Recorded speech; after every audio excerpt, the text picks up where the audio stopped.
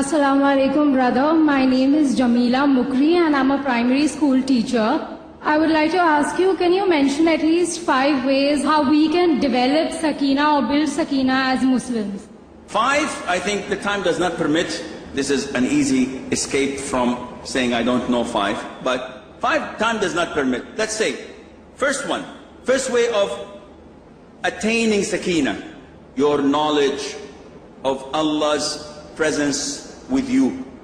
If you are in a calamity and you depend only on your sources, on my wallet, on my friends I can talk in the government, in the police to take me out of this trouble, on my reputation, oh it's the sheikh, please.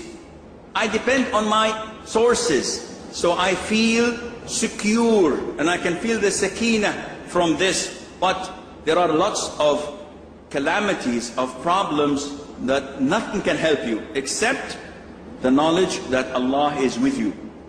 Allah is with you with His power, with His knowledge, with His mercy. So the minute I believe in this, wallahi, nothing can shake you up. Nothing. When you know that Allah is with you and He's controlling everything, this is the first means of attaining the sakina. The second means is continue to make dhikr. So when you make dhikr and you remember Allah Azza wa Jal, as in the hadith we've mentioned, when we gather and make dhikr or recite the Quran or study the Sunnah, the sakina descends on us. This is one of the most important means. The third mean of attaining sakina is reciting the Quran, and this is different. What's the difference? You shaykh are trying to make excuses to make them 5. No, it's a different category altogether. The authentic hadith by Usayd ibn Hudayr, may Allah be pleased with him, one of the dignitaries of Al-Ansar. And he's the main cause of getting Sa'd ibn Mu'adh into Islam. Usayd ibn Hudayr was reciting night prayer, Quran and night prayer.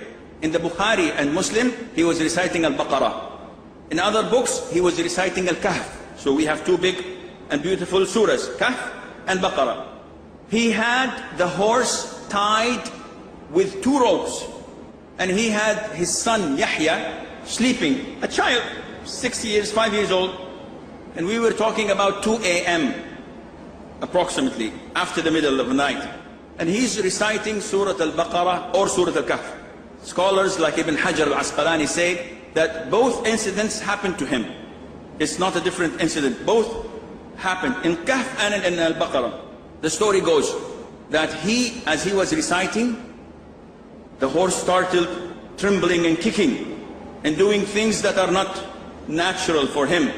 So he stopped and the horse calmed down. And he started reciting again and the horse was trembling and he was afraid that the horse would step on his son, Yahya. So he stopped. And after he finished prayer, he looked up and he saw lights, candles in the sky. So after Fajr prayer with the Prophet ﷺ, he went and he told the Prophet ﷺ. The Prophet said, recite the Quran, Aba Yahya. He said, oh Prophet of Allah, I did, but I was afraid from the horse on my son. The Prophet said, recite the Quran, Aba Yahya, twice and 3 times. And he said, oh Prophet of Allah, I did, but I was afraid. The Prophet said, ﷺ, that was the sakina. What you saw, the light, was the sakina. In another hadith, authentic, that was the angels. Those were the angels, which means that sakina descends with the angels. The angels are bringing it from Allah Azza wa Jal. So these are the means of getting sakina. Whenever you are in distress, wherever you're feeling blue, sad, depressed, whenever you have problems all over you, covering your head, you don't know how to treat your mother-in-law.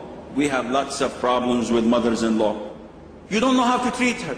You don't know how to treat your children. They're sad with you, they're angry with you, they're cursing, they're not upset. I don't like you, mommy, I don't like you, daddy. You have problems, you don't know what to do? Open the Quran. Recite it, asking Allah Azza wa Jal for relief, for calmness, for sakina. This is where the sakina says, and I think my chairman's telling me 3 is enough.